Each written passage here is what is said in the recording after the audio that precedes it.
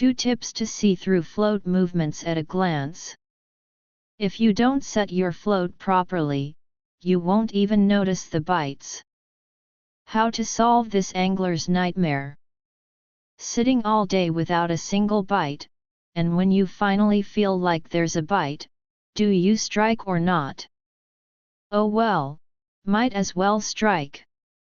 You strike, hook a fish, but it's only snagged, and with a splash, it breaks free. What's going on here? Chances are your float is set too dull. Either there are no bites, or the bites don't show up. It's not that we can't adjust the float, it's that we might not have chosen the right adjustment for different water and fish conditions. So, what kind of adjustment should we choose? First scenario, using a heavy sliding lead regardless of whether the water is flowing or small fish are disturbing. A heavy sliding lead is indeed convenient, no need to adjust the float, just throw it in the water. But it's really too dull. A heavy lead hitting the bottom is what we call a heavy sliding lead, where the lead weight is fully on the bottom. This is actually the dullest setup we can use.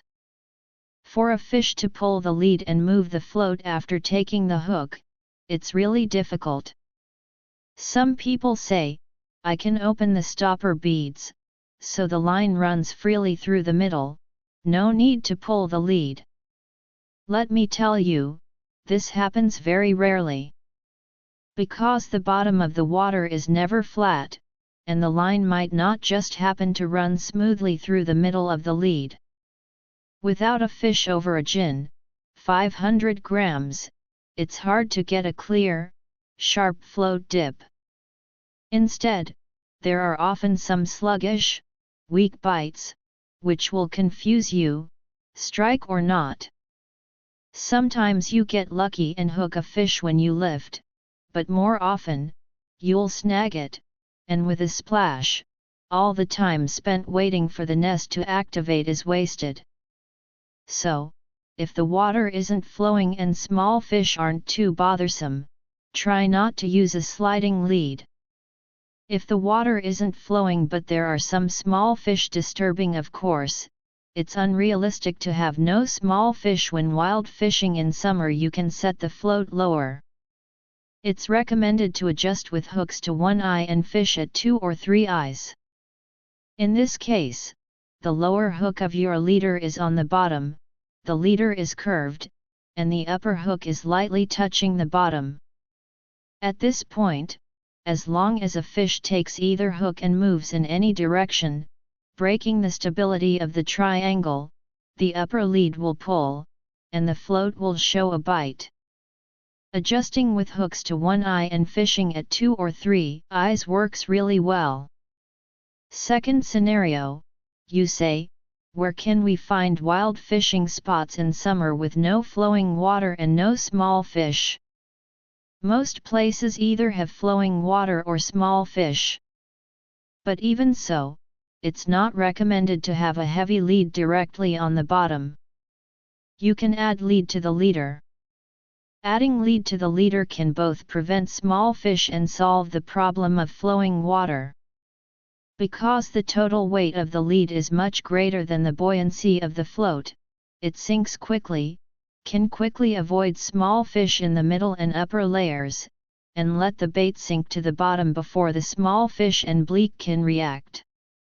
Moreover, the lead on the lower hook can effectively stabilize the float and solve the problem of flowing water. After solving this problem, if a fish comes to eat the bait, the balance between the upper lead and the float's buoyancy will be easily broken by the fish's bite, and the float will show movement, i.e., a signal that a fish is biting the hook. For normal flowing water or annoying small fish, adding lead to the leader can basically help you solve the problem effectively. If the water is flowing extremely fast, and it's precisely in such fast-flowing conditions that there are fish to catch, then you have no choice but to use a sliding lead. In this case, I suggest using larger hooks as much as possible.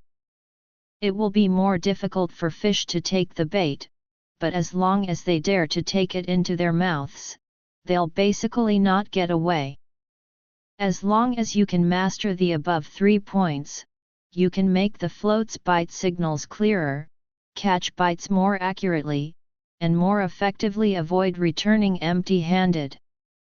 Author profile: I'm a self-media blogger who loves fishing and is good at sharing.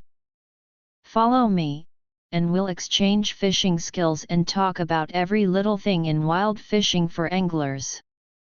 Give a like, save, and follow so you won't miss the next update.